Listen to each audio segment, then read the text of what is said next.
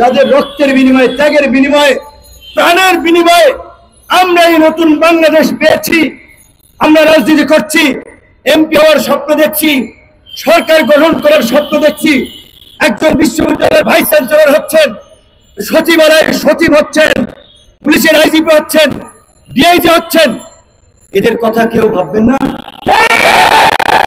সবাই নিজের ধান্দা ব্যস্ত হয়ে যাচ্ছেন, কিন্তু এইটা কথা ছিল না, ভুলে যাবেন না। ইতিহাস বড় নির্মম এবং নিষ্ঠুর, ইতিহাস কাউকে ক্ষমা করে না। যদি এই শহীদ এবং আহতদের প্রতি অবহেলা করা হয়, তাদের যথোপযুক্ত সম্মান নিশ্চিত করা না হয়, আবার আমরা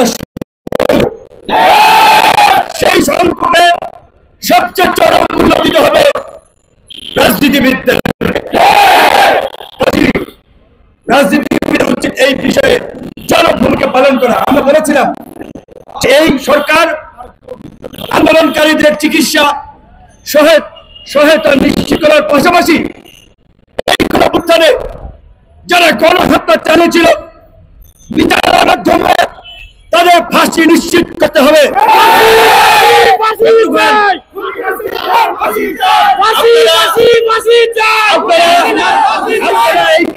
যেটা বলেছেন, পরবর্তী কোন সরকার যেন রাজনৈতিক ভাবে এই মামলাকে তাদের হাতিয়ার হিসেবে ব্যবহার করতে না পারে। এই জন্য বলছিলাম বন্ধুগণ, ইতিহাস বড় নির্মম এবং নিষ্ঠুর।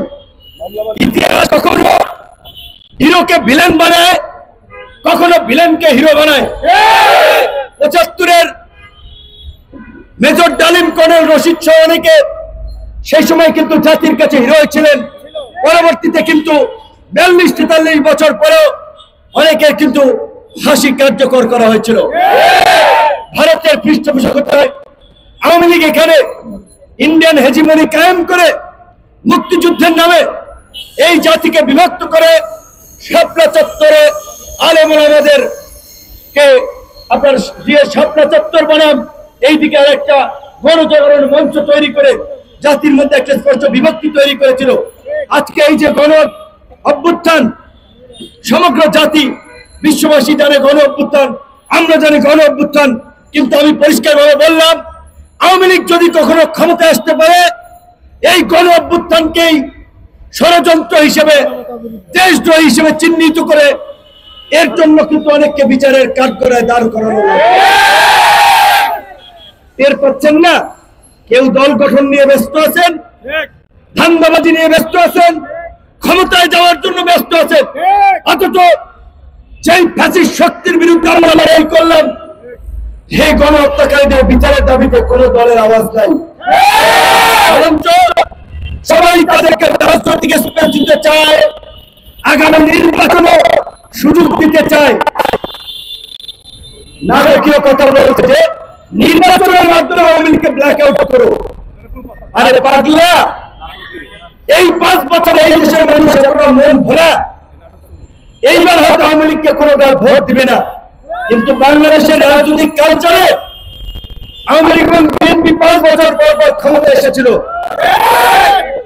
এবং যারাই যখন ক্ষমতা এসেছে তাদের নেতাকর্মীদের চাঁদাবাজি, দখলদারি, মানুষকে জিম্মি করা, হয়রানি করা, মাস্তানি করা, গুন্ডামি করা, এইগুলোর কারণে 5 বছর পরে কেউ জনপ্রিয়তা ধরে রাখতে পারে না।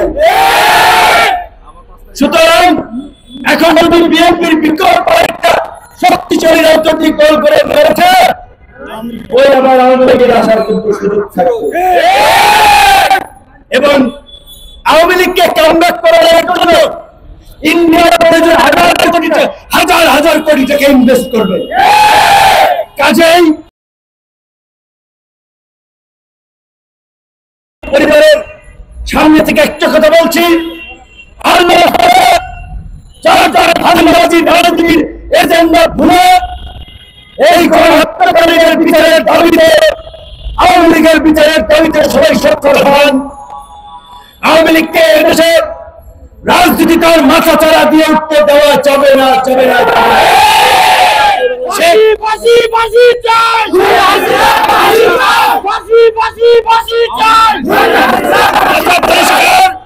এই গণহত্যার জন্য শেখ হাসিনা, ওবায়দুল কাদের, ছাত্রলীগ, যুবলীগের সভাপতি, সেক্রেটারি সহ শীর্ষ নেতাদের সর্বোচ্চ শাস্তি ফাঁসি নিশ্চিত করতে হবে। আন্তর্জাতিক অপরাধ ট্রাইব্যুনালে একটা ট্রাইব্যুনাল গঠন হয়েছে, ট্রাইব্যুনাল গঠনের পর করছিল অন্তত 20টা, হয়েছে একটা। কি বলবো, থুতু পরে ভালো হলে ভুলতে পারে। সরকারকে নিয়ন্ত্রণ করতে গেলে তো নিজেরাও লজ্জিত হই, যেই কারণে অনেক কিছু বলতে পারি না। বারবার বলছিলাম এটাকে জাতীয় সরকার করেন, আন্দোলনকারী অনুশীলনদেরকে নিয়ে 2 বছরের জন্য সিল মেরে দেন, কোন সভা সমাবেশ মিছিল মিটিং হবে না, রাষ্ট্র পরিচালনে জাতীয় সরকার হবে। আপনারা বলবেন না, শেখ সাহেবের মতো আফসোস করে বলতে হয় ভুট্টো সাহেব আমার কথা রাখলেন না, তো ইউনূস সাহেবের কানে আমাদের কথা পৌঁছালো না, এই সরকারের উপদেষ্টাদের কাছে আমাদের কথা পৌঁছালো না। এখন রাজনৈতিক দল নির্বাচনের জন্য তারা দিচ্ছে, কেউ বলছে 6 মাসের মধ্যে নির্বাচন দেন, কেউ বলছে এই বছর ডিসেম্বরের মধ্যে নির্বাচন দেন, আপনাদের ক্ষমতায় থাকার দরকার নাই। কথাটা বলছে তার পেছনে কিছু যৌক্তিকতা রয়েছে। 5 মাসে আপনারা চমক দেখাতে পারেন নাই, এইরকমের একটা এক্সপেরিয়েন্স অ্যাডভাইজারি বডি তাদের কাছ থেকে এটা প্রত্যাশিত ছিল না। এই যে 100 শতাধিক পণ্যে ভ্যাট শুল্ক বাড়ানো,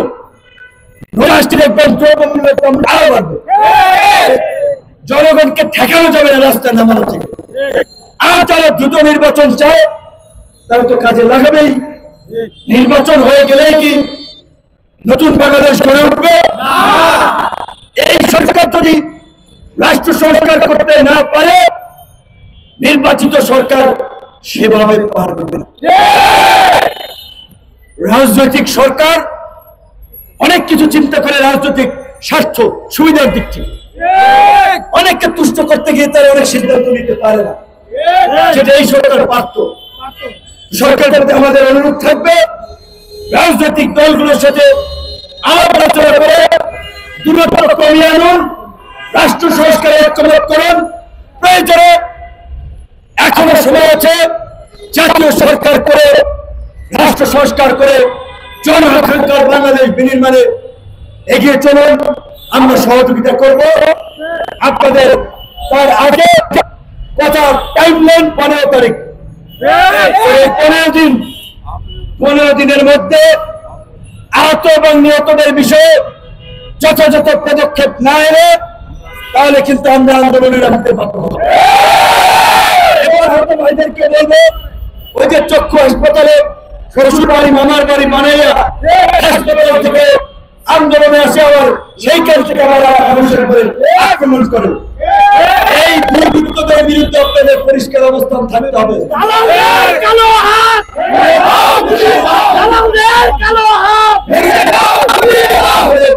সকলের সুস্বাস্থ্য উজ্জ্বল ভবিষ্যৎ কামনা করি। কথা অনেক বড় আছে, বলতে পারি, সেটা তো আপনারা দেখেছেন। আপাতত বলছি না, ওই যে বললাম থুতু ধরে বলালে বুকে ধরে। সরকারকে মেনটেন করতে গিয়ে নিজেদের লজ্জিত হয়, কিন্তু বেশি দিন এটা সহ্য করবো না, এটাও